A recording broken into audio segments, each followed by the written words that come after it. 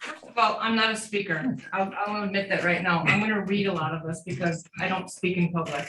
But I was excited to come here and talk to you guys, and I respect each and every one of you.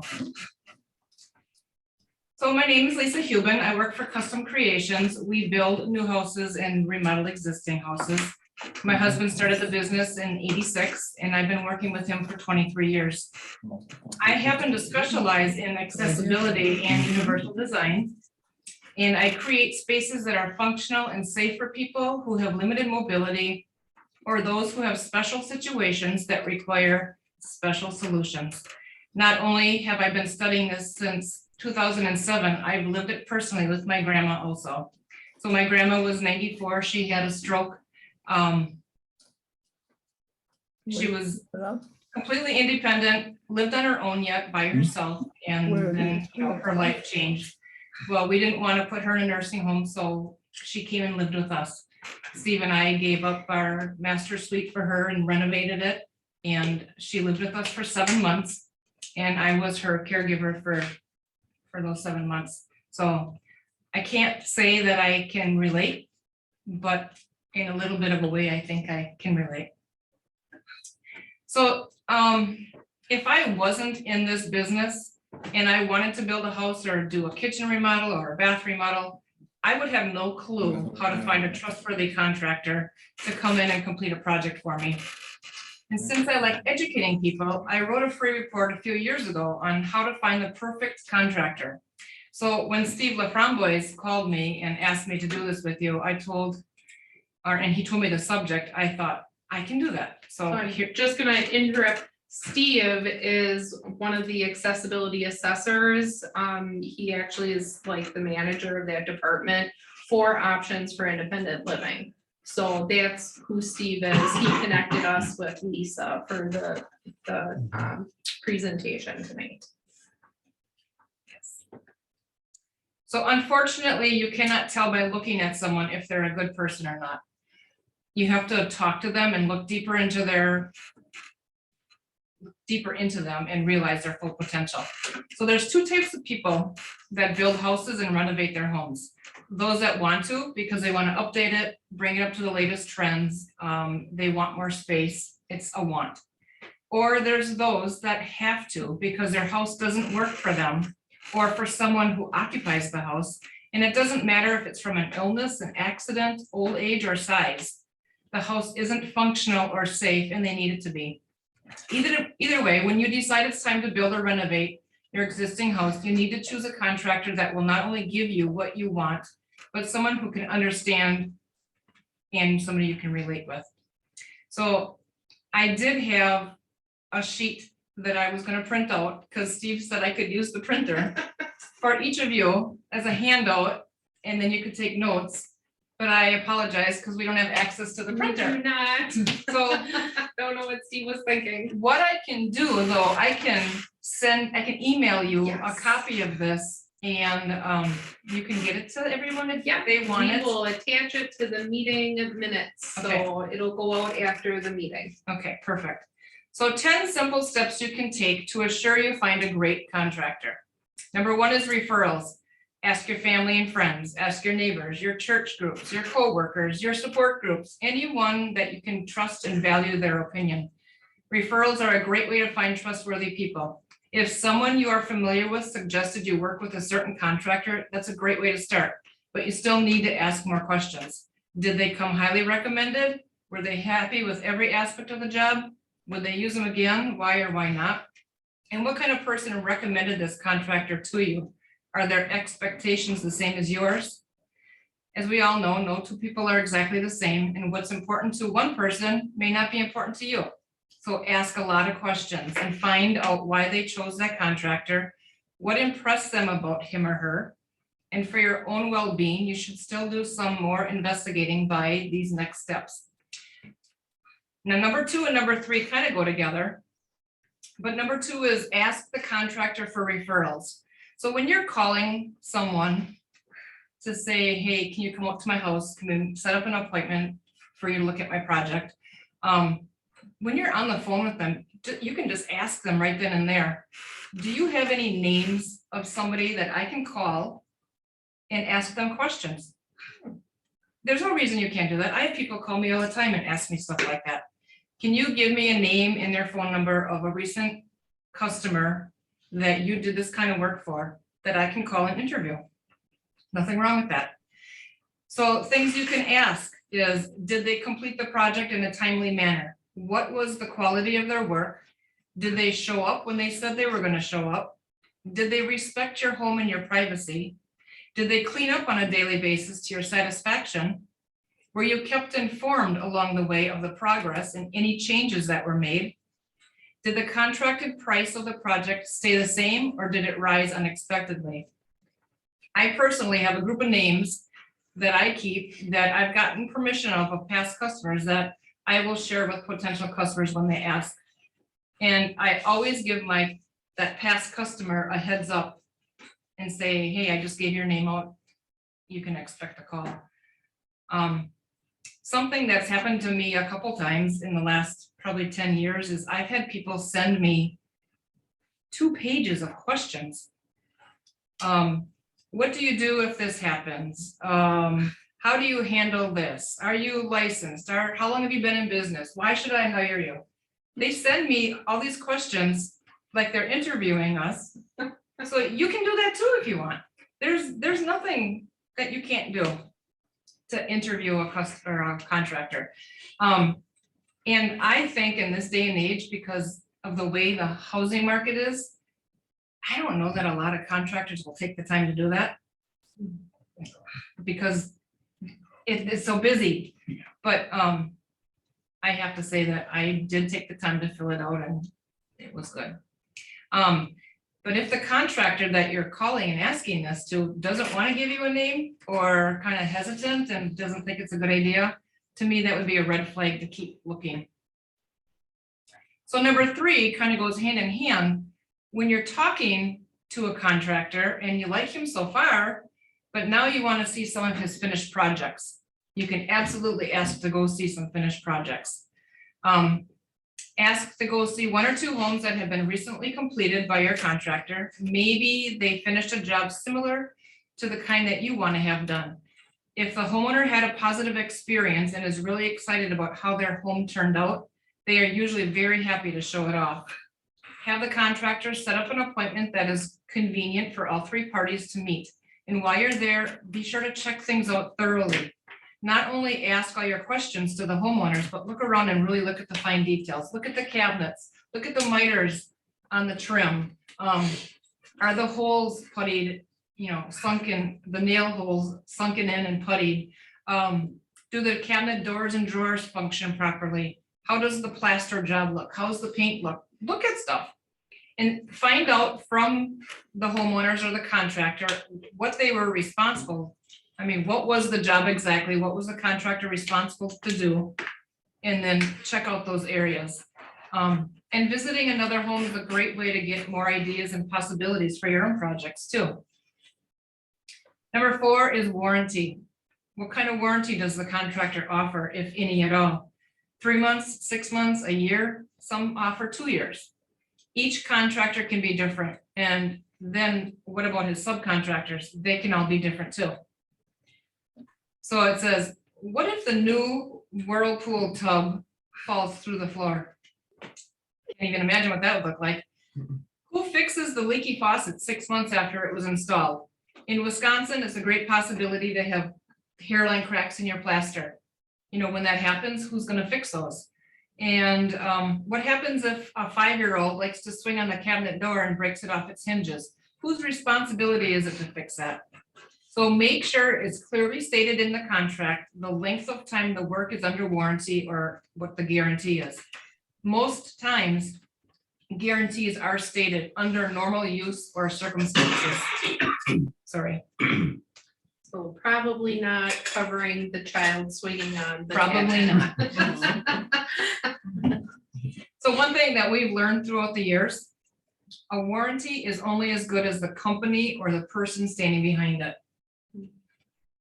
People can promise things all they want, but if you have an unscrupulous contractor, I wouldn't always trust what they say about their warranty.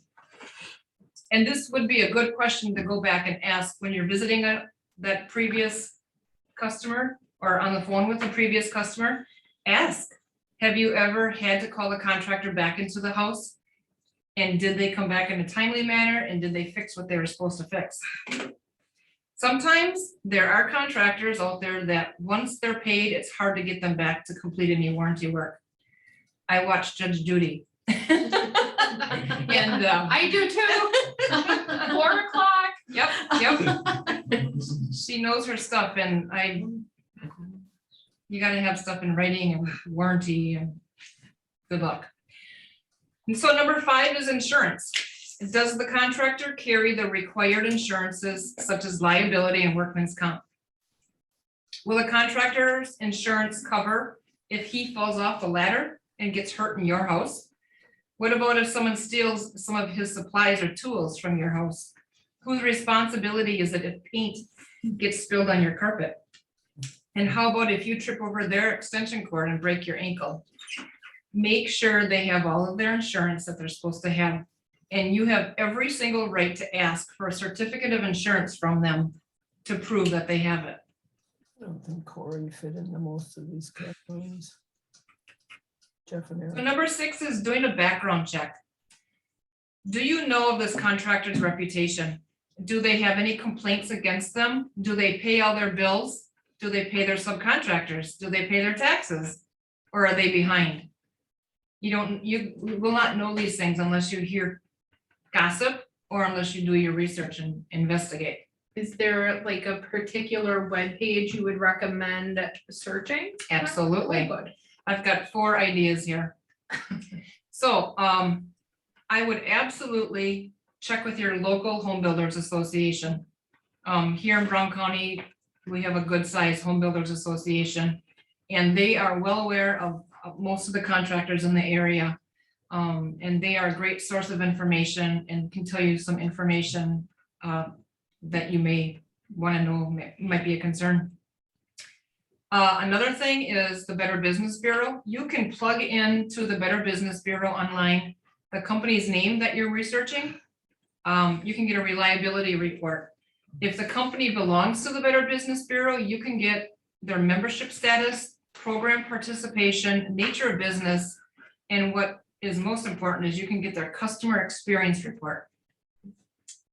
And then there's Angie's List. I personally have never been on Angie's List, but I understand you can get a lot of reviews on Angie's List. And I do also understand there is a fee to join, but I don't know what that fee is, but maybe it's worth getting some reviews. I don't know. But my biggest one that I suggest is Googling Wisconsin Simple Case Search.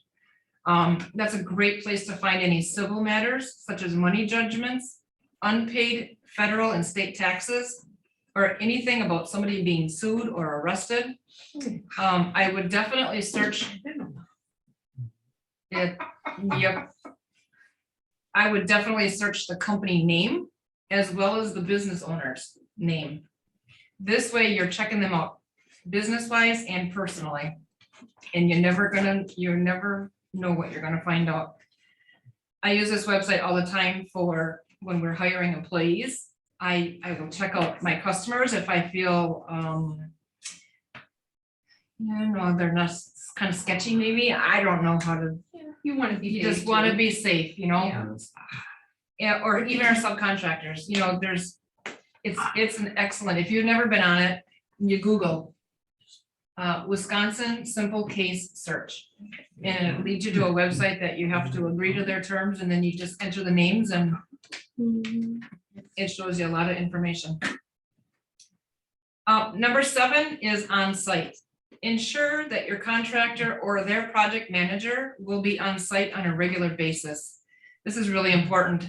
Your contractor or project manager is the main person that knows what's going on, what the job consists of, and what the scope of work is. He or she should be at the job site on a regular basis to maintain efficient progress. He or she will keep supervision over employees and subcontractors and make sure the jobs are completed as planned. They are also there to help out with any questions or concerns that may arise. They may also be watching quality control, and they may also be your main contact. I am with our company,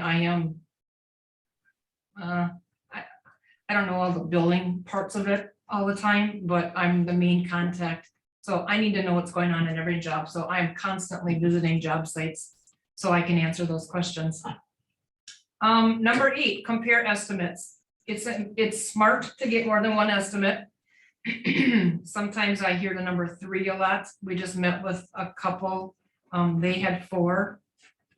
They were building a new house. So if you want to compare estimates and get the best bang for your buck, which money isn't always the answer either, get more than one estimate.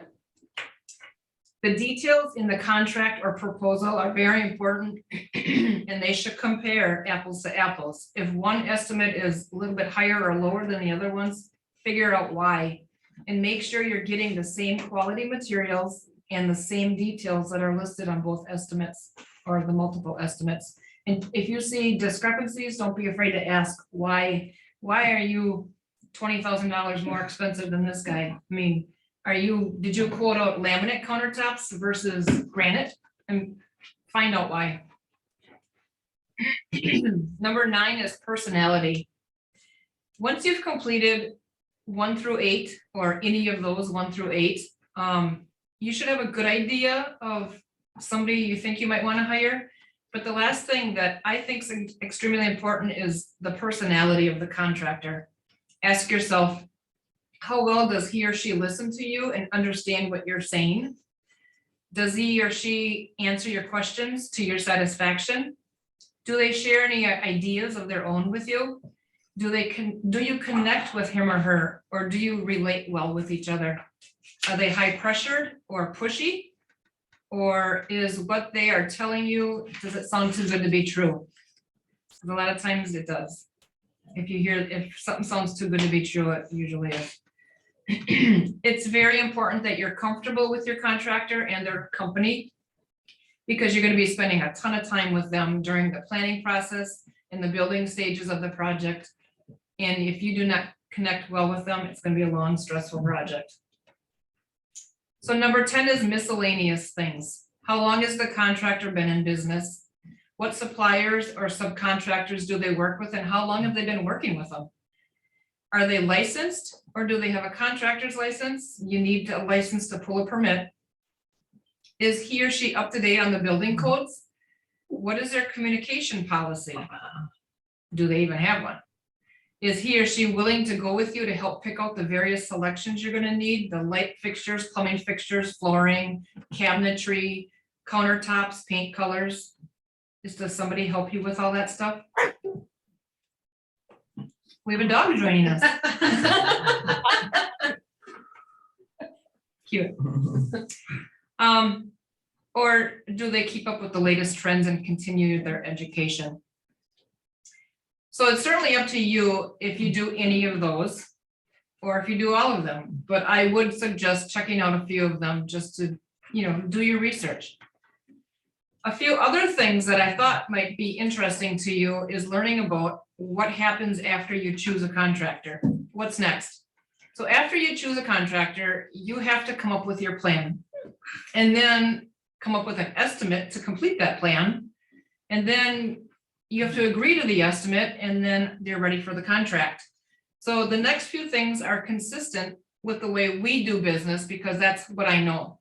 I mean, the way we do things are correct and legal, but every contractor does things differently, especially, are we all local in the Green Bay area, or are we down in the valley, or? We're in Yeah, Oshkosh. like Fond du Lac, Okay. north of Green Bay. Denmark. Denmark, Yeah. okay. Over. All right. Yeah. So, each municipality does things differently too, and in different areas do things different. So how I'm gonna explain some of these next things is the way we do them, just to give you an idea of how some things are handled. So the contract. A contract should be detailed and contain all aspects of the project. Our contract is 25 pages long. It protects our customers and ourselves, and it is very detailed. One of the jobs we're doing right now, we're putting on an addition and we're doing some interior remodeling. They built their house 12 years ago. And she said when they built their house, they had a three-page contract. I don't know how you get all those details in 3 pages, so. And actually, our 25-page contract is from the Wisconsin Builders Association. So it's made by their lawyers, so it's all good stuff. And like I said, very detailed. But no matter how many pages it is, that doesn't really matter, but make sure you understand the entire contract. If you don't understand every aspect of it, ask questions and do not sign it until you understand it completely. Some things that are in the contract that should be in the contract are the contract price, the project site address, the start and completion date, payment schedule, permit information, warranty information, allowances, if any, all the building specifications specific to your project. So what's an allowance? An allowance is a number on a specific selection that you have to make. So let's say flooring, you need 500 square feet of flooring. An allowance is a number that you get to spend on that flooring. Us personally, we try to find a mid-range. If you go too low, people are always going over. If you go too high, then your price is too high and that scares people away. So most of our clientele is mid-range anyway, so we know a mid-range number is pretty good.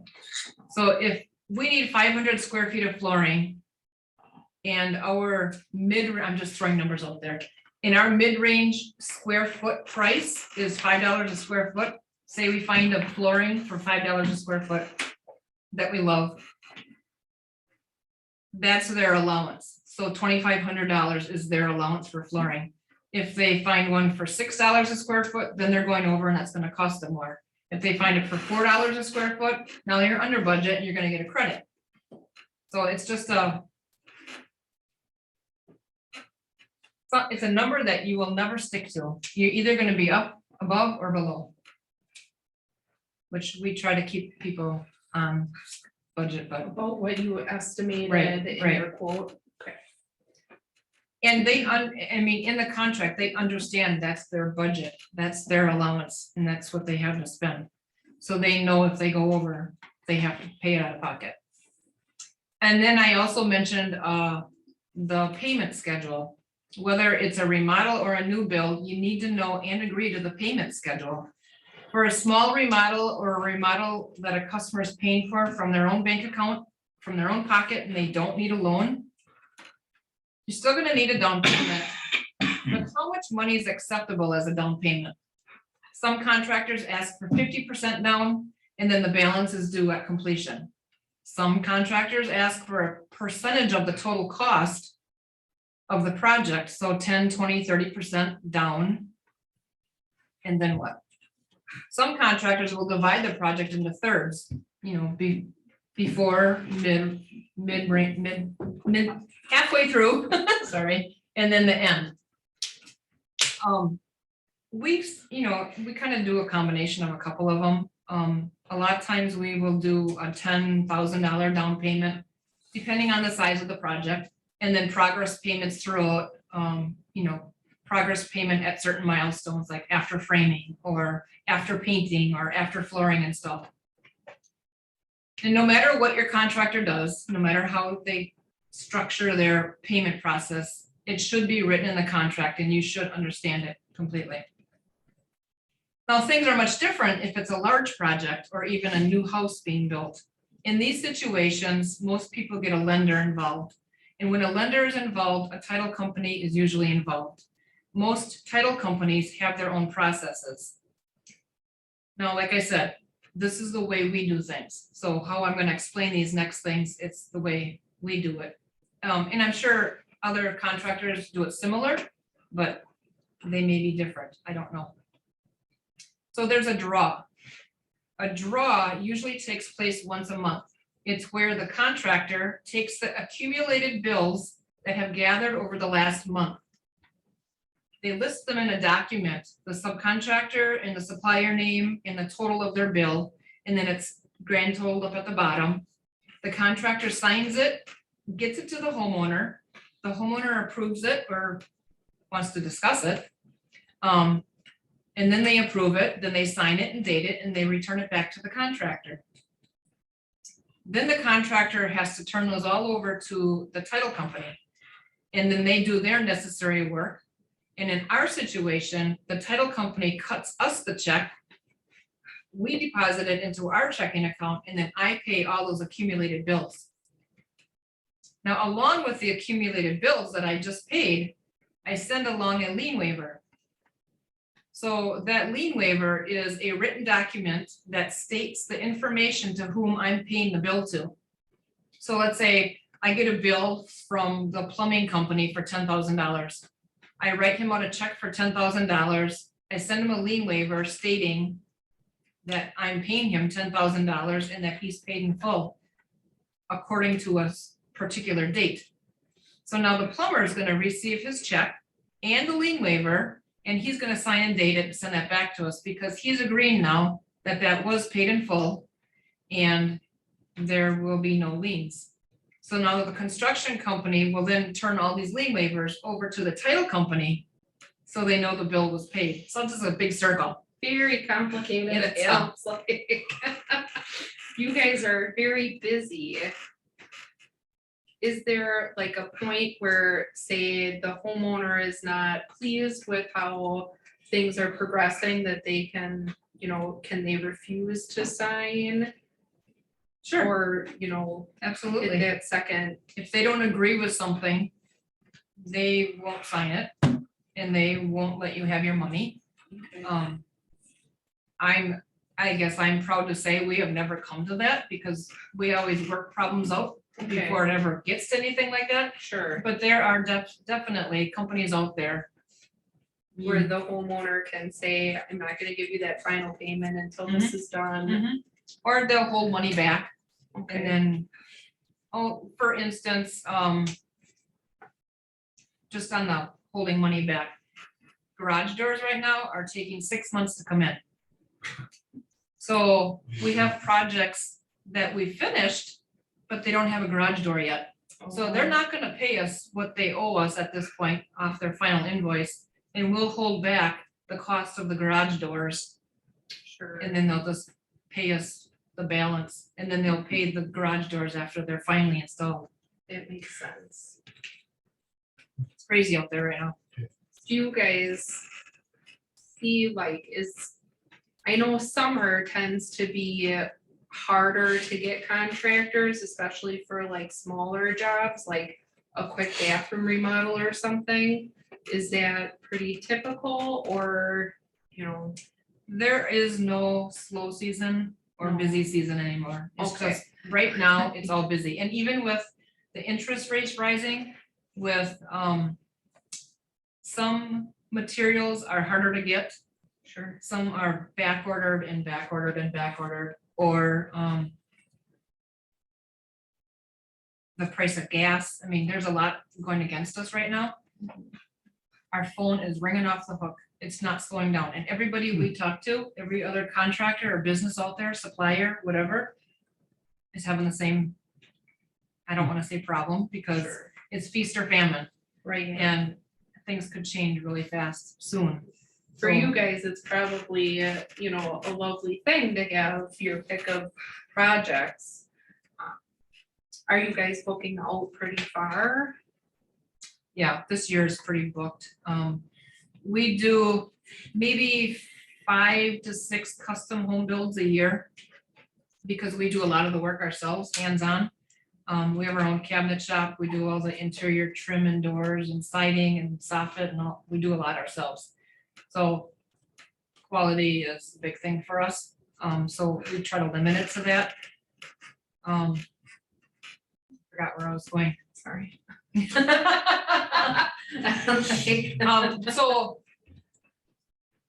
there's a lot of companies out there that either just build or they just remodel. We're more rare where we do both. So we can fit little kitchen or bath remodels in between the big houses projects. So, and like I said, it's not where winter used to be slow. We don't have that problem anymore.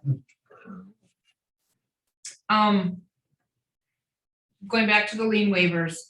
Lien waivers are important because then nobody can come back and try to collect that bill again or argue that that bill was never paid. So those are important to get. This is a must. Getting a lien waiver is a must when you have a lender paid, if you have a loan out for a lender paid project. But for the small projects that you pay for out of your pocket, you can ask for those lien waivers.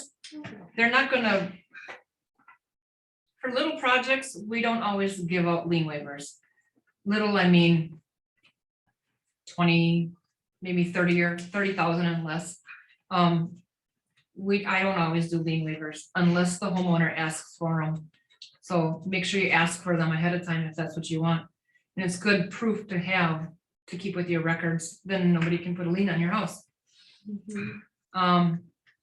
But it's good to have to give you that peace of mind.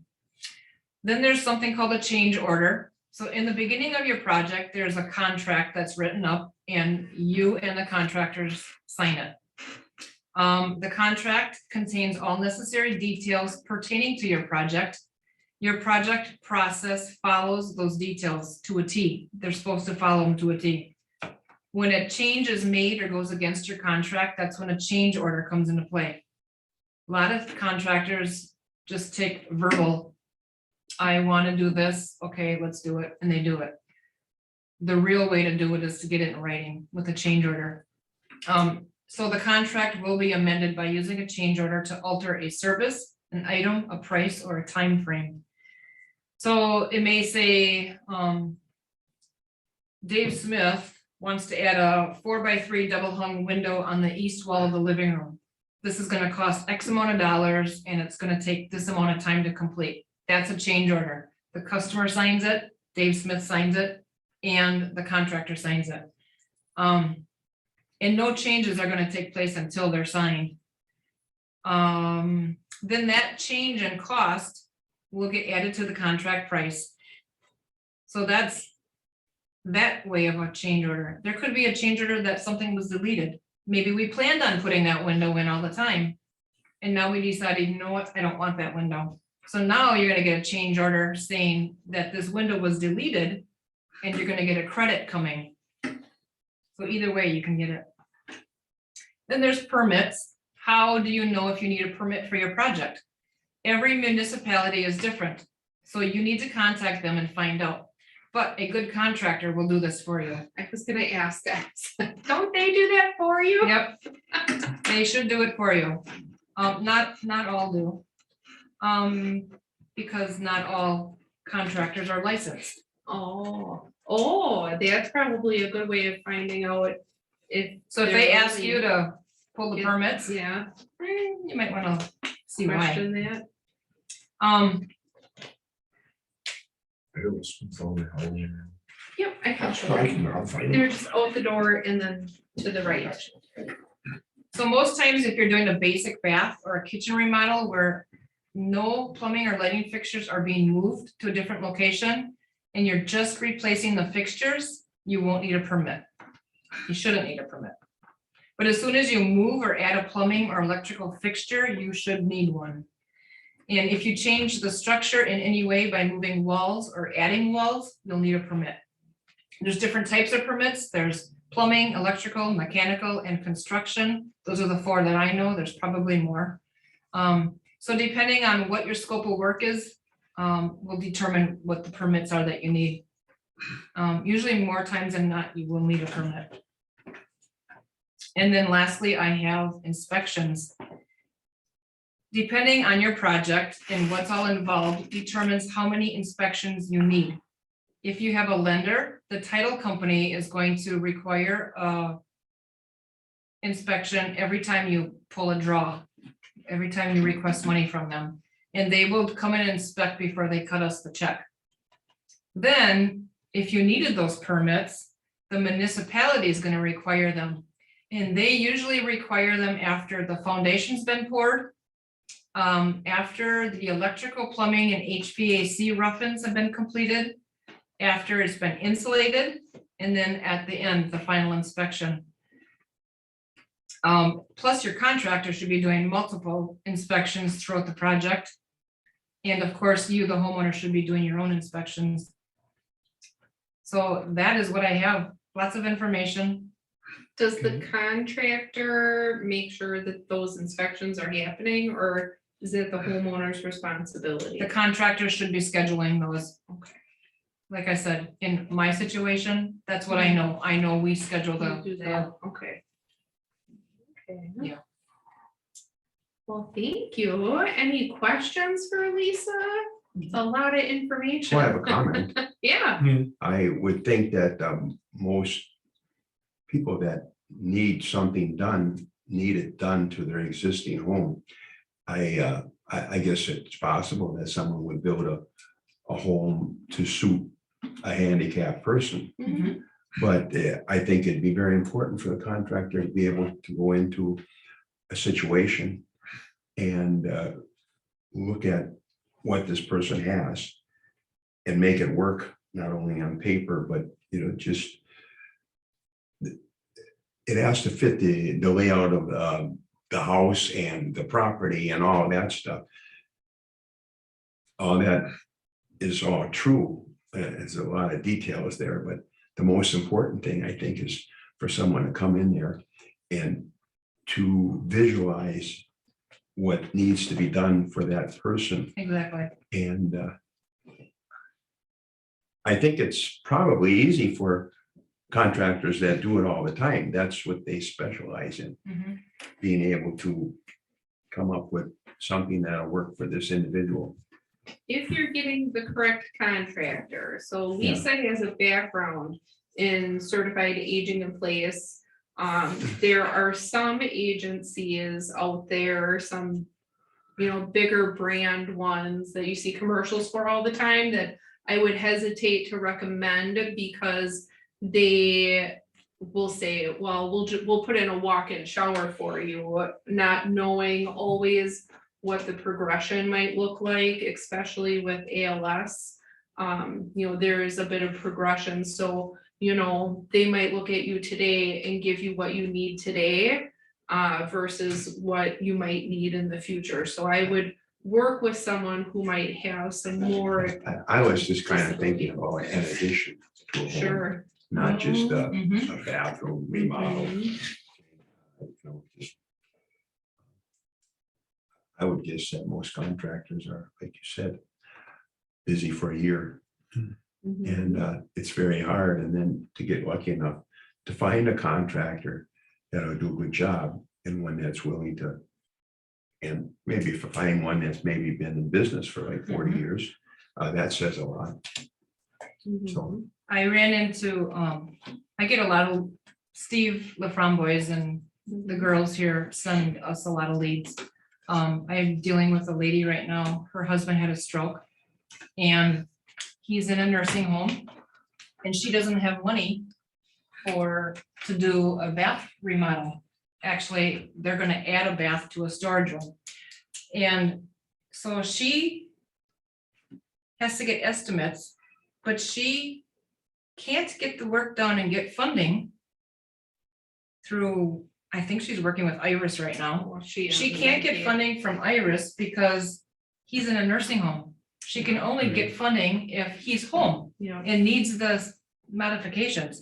yeah, So so you she's- can't come home she's because, Till yeah, modifications are made. She said, or if I can find a contractor that would that would do all the work for me and let me pay it 3 months later after he comes home. yeah. I said, good luck with that one. Yeah. Yeah, when you bring Medicaid and the long-term care program into the picture, it does get a little bit more complicated because they have then their own set of rules that need to be followed. So, and that just then, extends out, the process even longer because the state has to approve those plans first beforehand. Well, you said they're really a little more complicated. Well, anytime you bring the state in, right? Wow. And there's a lot of custom home builders out there and good custom home builders, but they'll put in a no-step entry and they roll in shower and say, this house is accessible. Yeah, Are you nuts? yeah. Yeah. We all know that there's a whole lot more that needs to be done than that, Right. right? you do wanna, chat with that contractor, if anyone's looking at home mods. Chat with that contractor and make sure they really understand what the needs are gonna be, especially, future progression, and Mhm. keeping that in mind, Mhm. because. And sometimes you have to educate them and tell them what your future holds. I mean, we don't always know what the future holds, but you know what could happen. I mean, there's prognosis that. And I don't know. Seriously, and I'm not saying this because I'm better than anybody. I'm not better than anybody, but there is no other contractor in the Green Bay area that has my background in being with CAPS and the Mhm. NAHB and CLIP and everything. That's why we invited you, Well, Lisa. and I don't want that to sound like, I don't want you to take that the wrong way. This is a passion of mine. When this, sorry. When this lady is talking to me, saying, I want to bring my husband home, but I can't because she can't have funding. I just want to tell her, I'll do it, because I just want to help people, Mhm. And it's hard because you can't just do it. There's gotta be a better way. But we do a ton of taking tubs out, putting in roll-in showers, recessing them in the floor trusses. We do lots of bath remodels, additions, people wanting to put their master suite on the first floor. All the houses we build, I don't know, to be honest with you, I don't know the last time we didn't build a house with no step entry. Yeah. We've become known as the people that. No step entry, right? Yeah. I feel like. Yeah, it's I becoming think what needs to popular. be is more of a, when you're building your house the first time, is when you Yeah. need the education. you know? Exactly. As we Yeah. built ours in '04, that's what and it was with me and Dennis, my builder, and I wanted zero entry, but it was gonna be with the floor trusses, was taking some time, and I said, well, 2 steps, no big deal, huh? Yeah, right, now look at, right? There you go. Now it's a big deal, I mean, I wish I would have, but woulda, coulda, should have, but it's still a material, I only need a 14-foot ramp, I got 14 inches a foot, Mhm. So if I need that someday, right now, she does agree with a step, but if I need it, That's awesome. it's not a big deal. The rest of the house is set up good, but yeah, that's one thing when you build a house, it should be, Mhm. everything should be set that way because don't ever think it can. Yeah. Right, we try educating people and we always bring it up, are you interested in making things universal or, the basics, even just the basics. And there's some people that, they want nothing to do with it. I want pretty lights and I want pretty tile backsplashes. You can have both. I mean- Oh, yeah, I just heard of someone that's building a house, a younger guy, sure. and he built this big closet and framed it out all heavy and everything, and what eventually he said it's for an elevator. Yeah. Oh, yeah, Mm, yeah. It's all set, he's just, Yep. it's prepared Just for in the case. elevator. Yep, we do Well, that. now there is, I give. Thinking ahead. Yes, Yeah. just thinking ahead. I love that. Yep, Mhm. absolutely.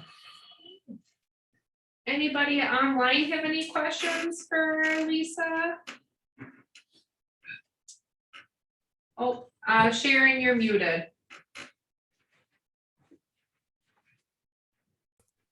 Hold on, I'll ask to unmute you and you'll get a pop-up.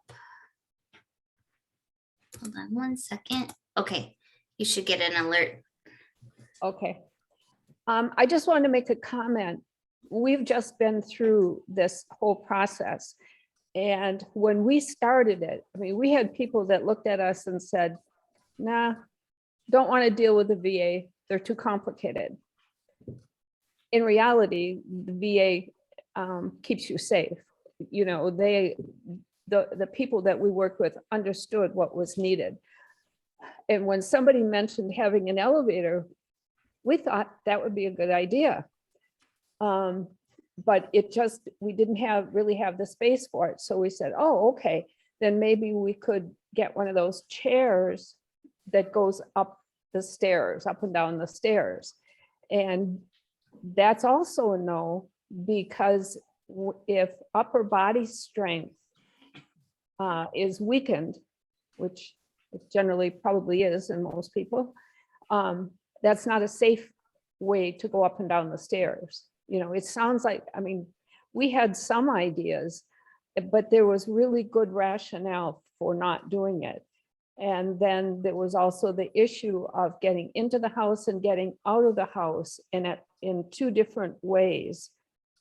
For instance, if you had a fire, I mean, you have to think of the safety thing. If you had a fire, you know, is there a way for the person to get out, to have the ability to get out without falling down some stairs, even if it's only a couple of stairs outside, you know, outside.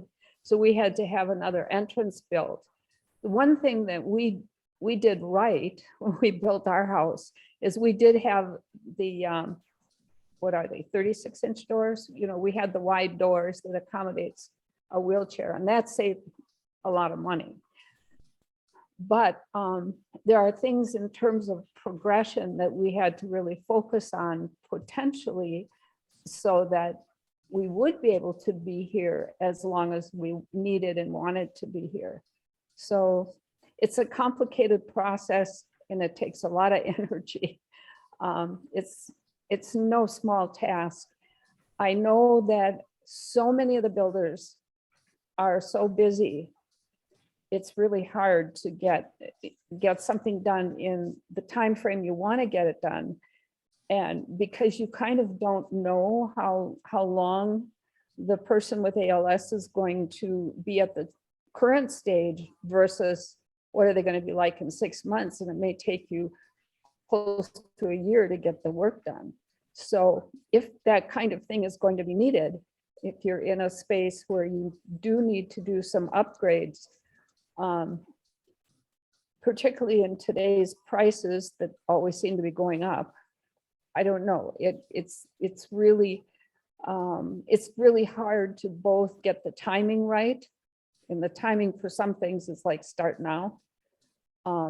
We had a good builder, but the thing is they had a lot of experience with the VA. That was for us, that was, because it's not just ADA, it's some of their requirements are slightly different. I've not seen a side by side. I don't know what difference between the two. I just know there's a difference. But yeah, I wish you all luck. I know how energy taxing it really is. But we are very grateful for what we had done. But we did have somebody walk us through, and in view of potentially Arlie losing more strength, we just had to do it that way. So any of you that still have to, we just finished, so any of you that has to go through it now, we'll be thinking of you. It's something that probably is going to have to be done, but we had builders, don't feel rejected like we did. We approached a couple of builders and they just went, nah, I don't want nothing to do with that. That was hard when we started out. That was like, oh my gosh, what are we going to do? Some of them won't even talk to you about it. It's like, no, we just build regular houses. The VA. Yeah. Said But here.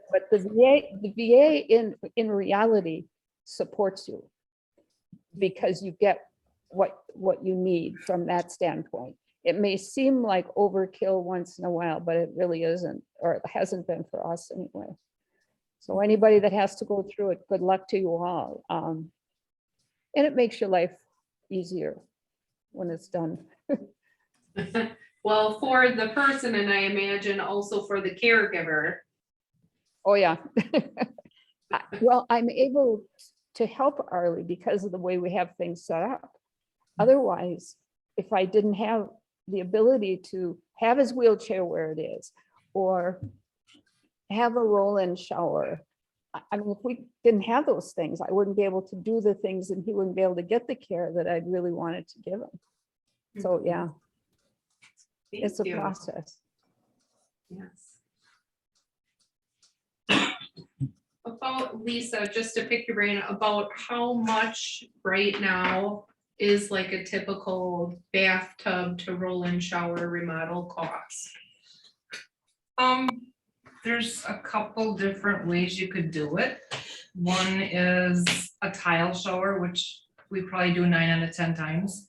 And depending on the tile you pick up, so that process, it depends what your floor system is.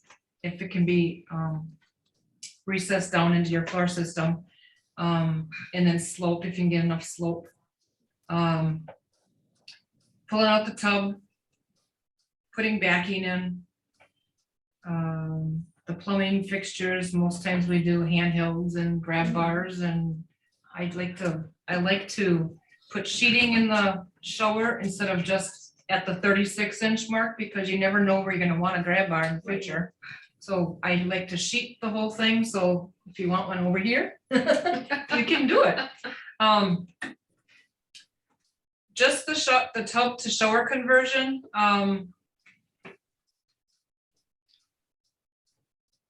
tile, mid-range tile, probably 15,000. Okay. What if you're doing more of like a prefab? We just did, I just did one for a young man who is severely autistic, and he likes to sit on the floor and rock in the shower. So I needed to find a solution for him that he wouldn't harm himself. So I knew I couldn't do a tile shower. I ended up doing, it's a rubberized acrylic. And that was, and so it was 3 sides. It was a 3x5 because we took out a bathtub. For him to do those 3 walls was $2,000. Oh. Okay. It wasn't as pretty, Yeah. but it served the purpose to keep They made the it client safe, right? Mhm. And then we still had to recess it all on the floor, little tile and 2x2 tile, and did the whole bathroom floor. There are options. Okay. So. Thanks. Any other questions for Lisa? No. No, thanks.